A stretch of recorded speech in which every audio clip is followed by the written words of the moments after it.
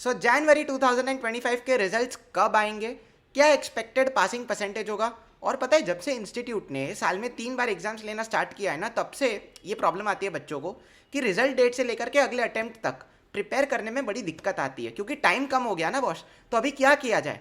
So hello everyone, this is Dev Shah और ये सारी प्रॉब्लम्स मैं आज की वीडियो में आज डिस्कस करने वाला हूँ। तो मेरे भाई एंड तक इस वीडियो को देखना है, और अगर कंटेंट पसंद आए तो like share comment and subscribe. और यार आप लोग पता नहीं लाइक नहीं करते हो, कमेंट नहीं करते हो कैसा लगा वीडियो, सब्सक्राइब नहीं करते हो, तो सामने वाले को मोटिवेशन कैसे मिलेगा भाई। और शेयर तो आपको करना ही चाहिए भाई, आप सीए स्टूडेंट हो, इतने सारे व्हाट्सएप ग्रुप्स में आप जोड़ के रखे हो, तो वहाँ पे शेयर किया करो वीडियो। अच्छा लगता है तुमको तुमको तुमको भी, मुझे भी अच्छा लगेगा कि यार अच्छा कंटेंट शेयर हो रहा है करके, है ना। तो चलो मेरे भाई स्टार्ट करते हैं आज के इस क्विक वीडियो को। सबसे पहले वो स्लाइड जिसके लिए आप वेट कर रहे हो कि मेरे भाई जैन 25 का क्या पासिंग परसेंटेज होगा, कब तक रिजल्ट आएगा। तो देखो, एज पर सोर्सेज है ना, सारे लोग यही कह रहे हैं कि फेब्रुवरी लास्ट वीक या मार्च फर्स्ट वीक तक आपके रिजल्ट्स आ जाएंगे, ठीक है। और मेरे हिसाब से भी यही सीन है, फेब लास्ट वीक तक जो है रिजल्ट, नहीं तो आपके पास नोटिफिकेशन तो पक्का आ ही जाएगा कि मेरे भाई रिजल्ट्स कब तक आएंगे। आईसीआई के नोटिफिकेशन के अराउंड 6 से 10 दिन के बाद एक्चुअली रिजल्ट्स डिक्लेयर होते हैं, तो नोटिफिकेशन तो आपको फेब लास्ट वीक तक मिल ही जाना चाहिए मेरे हिसाब से, ठीक है। साथ ही साथ पासिंग परसेंटेज, आपको ये जो डेटा दिख रहा है कहाँ से आया मैं बोलूँ। देखो यार, May 24 में आईसीआई ने बहुत अच्छे रिजल्ट्स लाए थे, so it was the best. सितंबर 24 में आईसीआई के रिजल्ट्स काफ़ी खराब आए थे इंटरमीडिएट के, आपको भी पता है, सो इट वॉज द वर्स्ट। तो उन दोनों, तो हमें रेंज एक पता चल गया कि कितने से कितने तक रिजल्ट आपका आ सकता है, कितने परसेंट से कितने परसेंट का रिजल्ट आ सकता है। तो मैंने क्या किया, पिछले 2 अटेम्प्ट्स का सिंपल एवरेज निकाल के आपके सामने प्रेजेंट कर दिया। तो ग्रुप 1 उसके हिसाब से 21%, ग्रुप 2 17% एंड बोथ ग्रुप मेरे हिसाब से 12% है, ठीक है। तो ये सिंपल दिमाग लगाया मैंने, ये कोई डेटा चोरी वोरी करके नहीं लेके आया, वो सिंपल एवरेज है, ठीक है। चलो, तो ये मेरे हिसाब से जैन 25 के रिजल्ट्स हो सकते हैं। इसी के अलावा अब जैसे ही जैन 25 के रिजल्ट्स आते हैं, आप सबसे पहले क्या देखते हो, सक्सेसफुल या अनसक्सेसफुल। और जैसे ही भाई साहब अनसक्सेसफुल दिखता है ना, जो भी सब्जेक्ट्स में आप क्लियर नहीं हुए हो, आपको 3 क्राइटेरियाज में उन सारे सब्जेक्ट्स को डिवाइड करना है। सबसे पहले वो सब्जेक्ट्स जिसमें आप 40 नंबर से कम लेकर आए हो, क्यों, जस्ट बिकॉज पेपर टफ आ गया। प्रिपरेशन की थी आपने बट पेपर ट्रिकी आ गया, उस हिसाब से 40 भी ना ला पाए। दूसरे टाइप के सब्जेक्ट्स आप सिर्फ उस वजह से अच्छा स्कोर कर पाए, प्रिपरेशन उतनी अच्छी नहीं थी बट सिर्फ उस वजह से अच्छा स्कोर कर पाए क्योंकि पेपर आसान आ गया था। ये दूसरे क्राइटेरिया के सब्जेक्ट्स। और तीसरे क्राइटेरिया के सब्जेक्ट्स वो सब्जेक्ट्स जिनको आपने हल्के में लिया। देखो यार, आप मानो या ना मानो बट आज भी काफ़ी एस्पिरेंट्स कुछ सब्जेक्ट्स को हल्के में लेते हैं, ये फैक्ट है भाई। तो जब तक आप इस चीज़ को एक्सेप्ट नहीं करोगे और जिन सब्जेक्ट्स को आपने हल्के में लिया था आप उन पे काम करना चालू नहीं करोगे, आपका रिजल्ट सुधरने नहीं वाला है। क्योंकि सीधी बात है, जब भी किसी बच्चे का रिजल्ट सक्सेसफुल आता है, सिर्फ एक सब्जेक्ट की वजह से नहीं आता, वो सारे के सारे सब्जेक्ट्स की वजह से आता है। तीनों के तीनों सब्जेक्ट्स उस ग्रुप का कॉन्ट्रीब्यूशन होता है, तब जाके रिजल्ट अच्छा या बुरा निकल के आता है ना। आप सिर्फ एक सब्जेक्ट की वजह से कभी फेल नहीं होते हो, आप उन सारे सब्जेक्ट्स की वजह से फेल होते हो जिनको आपने लाइटली लिया है। तो ये चीज़ दिमाग में रखना। इसी के अलावा अब आगे के स्टेप्स क्या है। चलो सर, चलो भैया हमने क्राइटेरिया में तो डाल दिया, बट आगे के स्टेप्स क्या होने चाहिए। तो मेरे भाई देखो, 4 स्टेप्स मेरे हिसाब से आपको फॉलो करने चाहिए। शिद्दत से मैं थोड़ा यहाँ पे आ जाता हूँ तो आपको दिखेगा। यस, सबसे पहले भाई साहब, आपके हिसाब से जो सब्जेक्ट्स में आप बहुत अच्छा स्कोर कर सकते हो, मेरे भाई उन सब्जेक्ट्स को आप सिंपली रिवाइज करना स्टार्ट कर दो, ठीक है। यस, देखो कैसा होता है ना कि आप स्कोर तो अच्छा कर सकते हो बट क्योंकि लास्ट टाइम आपने उतना अच्छे से रिवाइज नहीं किया था या उतना अच्छे से प्रिपेयर नहीं किया था, उस वजह से आप स्कोर नहीं कर पाए। तो मेरे भाई इस बार आप उन सब्जेक्ट्स को अच्छे से प्रिपेयर कीजिए जो आपके हिसाब से स्कोरिंग है। देखो, किसी के लिए थियरी स्कोरिंग होता है तो किसी के लिए कोई प्रैक्टिकल सब्जेक्ट स्कोरिंग होता है। तो व्हाट डू यू थिंक, कौन से सब्जेक्ट्स में स्कोर कर सकते हो, गो फॉर दैट। नंबर 2, भाई साहब taking classes is all together okay for the second time. पता नहीं लोगों ने मार्केट में क्यों हाइप बना के रखी है कि क्लासेस सिर्फ एक ही बार लेने चाहिए।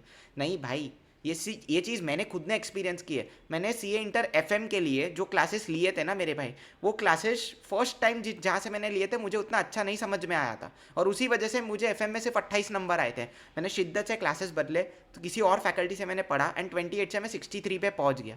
तो भाई it is all together okay to take classes for second time. हाँ, आपके पास अगर अभी भी आप चालू कर दोगे ना मेरे भाई, 1.5 या 2 मंथ्स इज इनफ। आप उस सब्जेक्ट को सब्सटैंशियली उतना अच्छा तो कवर कर ही लोगे कि आपकी एग्जामेशन आ जाए। तो टेंशन लेने की बिल्कुल बात नहीं है, ठीक है। ये सेम चीज़ एफएम में मेरे साथ हुई थी, लाइक आई जस्ट सेड। तीसरी चीज़ याद रखना, पहली पहली बार जब आप रिवाइज करने बैठते हो ना, it is just like studying first time. Maximum चीज़ें भूल जाओगे जब पहली बार किसी सब्जेक्ट को रिवाइज करने लगोगे। सबसे ज़्यादा फीलिंग यही आएगी कि यार ये पढ़ा तो था तो क्यों याद नहीं आ रहा है। ये सारी फीलिंग फर्स्ट रिविजन में ही आती है। बट आपको उसी वक्त कॉन्फिडेंस बनाए रखना है, आपको उसी वक्त कीप गोइंग रखना है। और अगर कोई चीज़ भूल भी गए हो, दोबारा याद करने में क्यों आप इतना शर्माते हो मेरे भाई, है ना। First revision is always going to be the toughest. आप में से जो भी लोग ये फैक्ट एक्सेप्ट करके आगे बढ़ेंगे, एग्जाम में वही अच्छा स्कोर कर पाएंगे। और अंत में मेरे भाई, you have to first prepare to concise and not to expand. आप ये सोचो कि भाई मैं एग्जाम के 1.5 दिन पहले ये भी पढ़ लूंगा, ये भी पढ़ लूंगा, ये भी पढ़ लूंगा, ये भी पढ़ लूंगा, नहीं होने वाला है। आखिरी 1.5 दिन तक, मैं यही बोलता हूँ कि जब आप रेगुलरली प्रिपेयर कर रहे हो ना, prepare for the last 1.5 days. And जब आप आखिरी 1.5 दिन के लिए प्रिपेयर, आप जब आखिरी 1.5 दिन में पढ़ने बैठोगे ना, then you prepare for the exam. So firstly prepare to concise and then for the exam. This is what you are going to actually face. ठीक है, अब हम आगे बढ़ते हैं। भाई साहब, मैं आपकी मदद किस तरह से कर सकता हूँ? भैया आप हमारी मदद किस तरह से कर सकते हो? तो मेरे भाई, ये चैनल पे इसी वीडियो की तरह काफ़ी सारे स्ट्रैटेजी वीडियोस आएंगे, मेंटरशिप वीडियोस आएंगे। आपको बस उतना करना है, आपको हमारे साथ कनेक्टेड रहना है।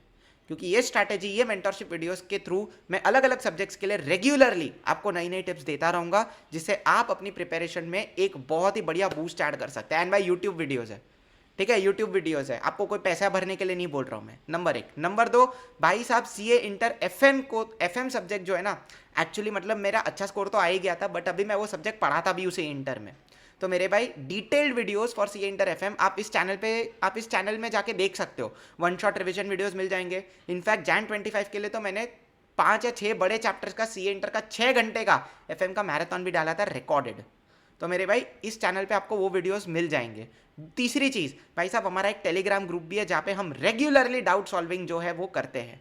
ठीक है, तो भाई साहब, मैं नहीं, अगर मैं कभी अवेलेबल नहीं रहा ना, तो बाकी सीए स्टूडेंट्स जो सीए इंटर के लिए प्रिपेयर कर रहे हैं, वो भी आपके डाउट्स को क्लियर आउट कर देंगे। तो उसकी टेंशन लेने की बात ही नहीं है, बिंदास जुड़ जाओ, link is in the description. और भाई साहब, हमारा पता नहीं, मतलब आप भगवान की कृपा की, क्या मैं तो इसे भगवान की कृपा ही कहूँगा, कि we have achieved numerous overturn results. Overturn results मतलब क्या?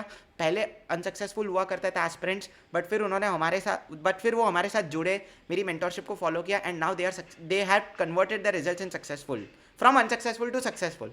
नवंबर 23 बोलो, May 24 बोलो, September 24 बोलो, जहाँ पे रिजल्ट्स इतने कठिन आए थे, yet there were aspirants from our group जिन्होंने ओवरटर्न किया अपने पिछले अनसक्सेसफुल रिजल्ट्स को सक्सेसफुल रिजल्ट्स में।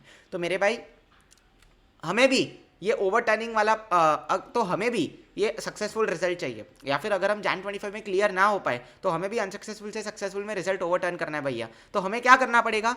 You simply need to do 3 things. Number 1, इस वीडियो में जो भी टिप्स है आपको फॉलो करनी है। नंबर 2, सब्सक्राइब कर लो और हमारे साथ जुड़ जाओ। और नंबर 3, जो सबसे इंपॉर्टेंट चीज़ है, जहाँ पे मैक्सिमम लोग लैक करते हैं, follow us till the end. जैसा मैंने बोला, याद रखना, जितनों ने भी इस चैनल का फायदा उठाया है अपने रिजल्ट्स को अनसक्सेसफुल से सक्सेसफुल में ओवरटर्न करने के लिए, उनमें मैंने एक ही चीज़ देखी है, वो हमारे साथ एंड तक फॉलो करते हैं। देखो, ये चैनल कोई ऐसा नहीं है कि इसमें एक ही टाइप के वीडियोस आते रहेंगे, नहीं। इस चैनल को आप ऐसे मत लो कि ये कोई अकेडमी है। ये चैनल आपके लिए एक बैकबोन बन सकता है। इस चैनल को आप अपनी प्रिपरेशन का एक पार्ट बनाइए। इस चैनल में जो भी वीडियोस आ रहे हैं ना भाई साहब, आपको जो भी उसमें से टिप्स हेल्पफुल लग रही है, आप उन टिप्स को फॉलो कीजिए। ठीक है, इफ़ यू फॉलो, देखो मैं तो एक ही चीज़ कहता हूँ कि if you make good content, good results are bound to come. ठीक है, यानी एस्पिरेंट की चॉइस होती है ना कि एग्जाम के 30 दिन पहले उसे कौन सा कंटेंट देखना है।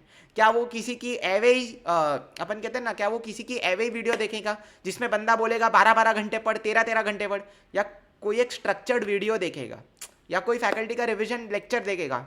एस्पिरेंट के पास चॉइस होती है। एग्जाम के 30 दिन पहले, एग्जाम के 60 दिन पहले वो जिन टाइप की वीडियोस को देखना पसंद करेगा, उसका रिजल्ट उससे डायरेक्टली अफेक्ट होगा। सिंपल सी बात है ना। तो मेरे भाई, this was all about the video. इसी के अलावा आपको कोई और डाउट है, बिंदास यूट्यूब कमेंट सेक्शन में डाल देना, मैं सारे कमेंट्स एड्रेस करता हूँ। ओके, सो मेरे भाई, this was just an attempt to make things easier for you, to plan things for you. बाकी इन दी एंड आपका कॉल है, आप किस तरह से इसे फॉलो करते हो। सो मेरे भाई, this is Dev Shah signing off for the day. Thank you so much guys, take care, bye bye and keep studying. हो ना, वीडियो शेयर कर देना मेरे भाई। चलो, see you guys, bye bye.